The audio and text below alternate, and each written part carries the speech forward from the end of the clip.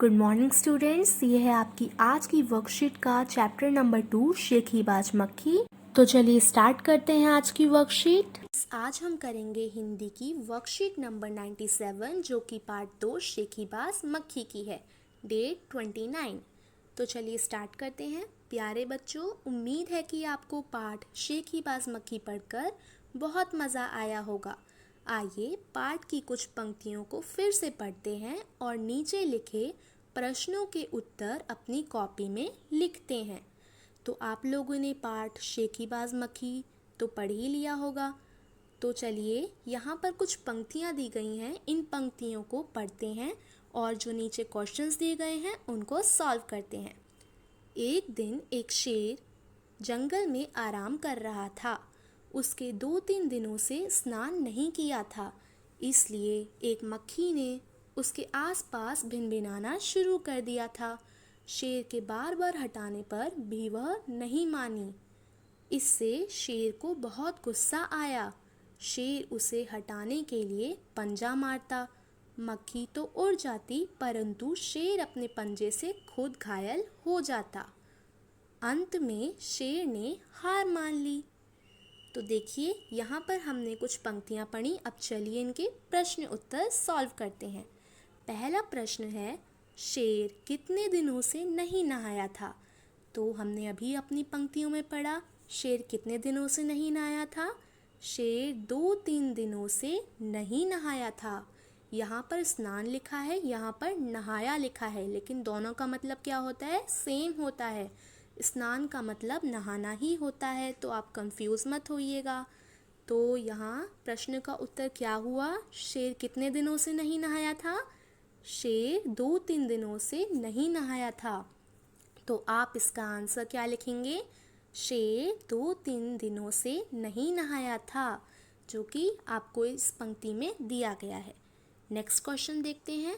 Next question है, शेर को गुस्सा क्यों आया? शेर को क्यों गुस्सा आया था? हमने अभी पढ़ा शेर को क्यों गुस्सा आया, क्योंकि शेर के बार बार हटाने पर भी मक्खी नहीं मानी। इससे शेर को गुस्सा आ गया। तो शेर ने बार बार मक्खी को हटाने की कोशिश की, लेकिन मक्खी नहीं मानी और इससे शेर को गुस्सा आ गया। तो आप क्या लिखेंगे? शेर के बार बार हटाने पर भी मक्खी नहीं मानी, इससे शेर को गुस्सा आ गया। ठीक है। अब क्वेश्चन नंबर 3, ऊपर लिखी पंक्तियों में से जीत शब्द का विलोम शब्द ढूंढकर लिखिए। तो यहाँ जो हमने पंक्तियाँ पढ़ी उसमें से हमें जीत शब्द का विलोम शब्द लिखना है। तो जीत शब्द का विलोम शब्द क्या होता है?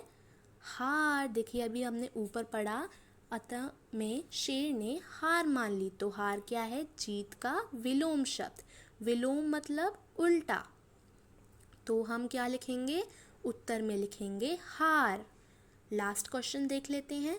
अगर आप मक्खी की जगह होते तो क्या करते?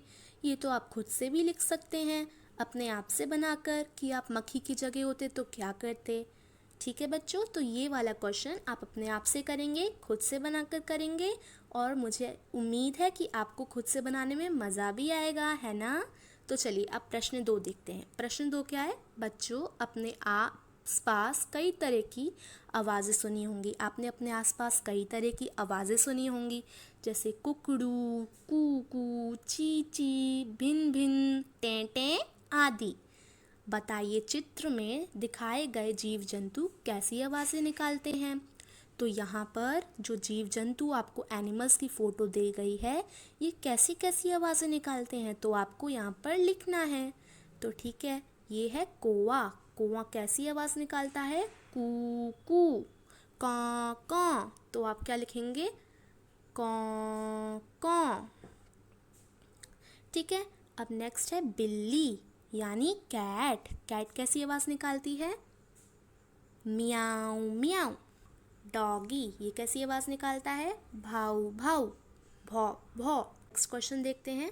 निम्नलिखित शब्दों को वाक्य में प्रयोग कीजिए। अब यहाँ पर कुछ शब्द दिए गए हैं, आपको इनका वाक्य में प्रयोग करना है। जैसे जंगल। जंगल का वाक्य हम क्या बना सकते हैं?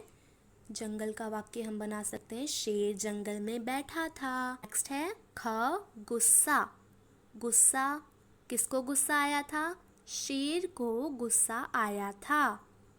ओके, नेक्स्ट है शेखीबाज। वह शेखीबाज मक्खी थी। ओके बच्चों, तो ये थी आज की वर्कशीट नंबर 97। आई होप आपको ये अच्छी तरीके से समझ आई होगी। Thanks for watching.